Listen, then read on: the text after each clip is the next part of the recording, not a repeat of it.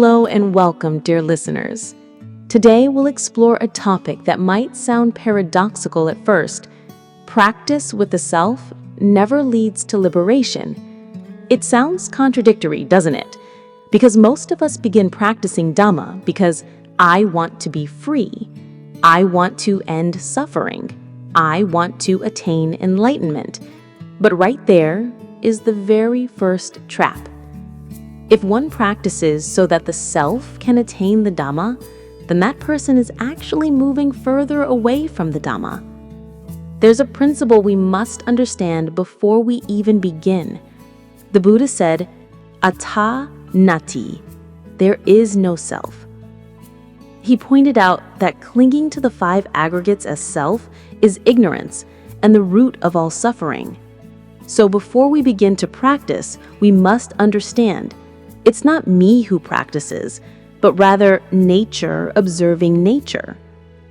It's about seeing the body, feelings, mind, and mental phenomena with neutrality. This is the essence of satipana, the four foundations of mindfulness, the path to dissolving the sense of self. 1.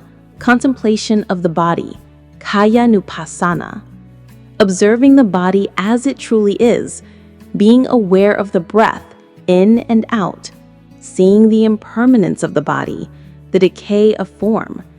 When we see that this body is not mine, attachment to it slowly loosens. 2. Contemplation of feelings, vidananupassana, being aware of pleasant, unpleasant, and neutral feelings, not clinging to them as I am happy or I am in pain, but simply seeing feelings arise and pass. This is how we untangle the self from sensation. 3. Contemplation of mind, chittanupassana, knowing the state of mind, whether it is scattered, angry, or greedy, just knowing, without tying a self to those emotions.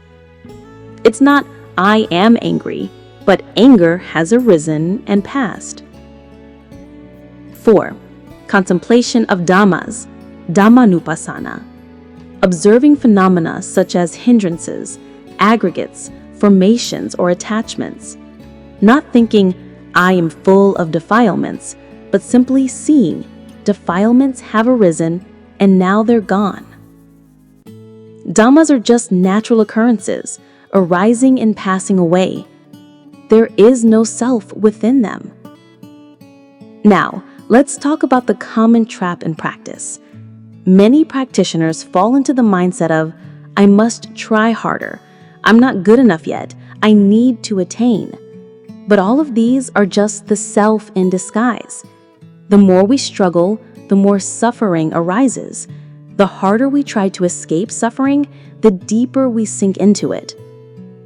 So how do we begin practicing correctly? By being aware of the body and mind with equanimity, not controlling, not resisting, not fabricating. We must be cautious of ego hiding within our effort. The kind of striving that says, I must succeed, is actually a refined form of craving, a spiritual becoming. Observe every phenomenon as something that arises and ceases, not mine, not me. Practice to understand, not to claim the Dhamma. Don't cling to ideas like, I know the truth now, or I am awakened, because that too is the self attaching to form. In conclusion, dear listeners, Dhamma practice is not about building up a spiritual identity. It is about softening, dissolving, and letting go of all forms of self. Whoever sees the Dhamma sees non-self or anatta, and whoever sees non-self no longer takes anything as me or mine. And one who has no self does not suffer. Please remember, to practice without a self is the only way to true freedom. And when the self disappears, the Dhamma reveals itself.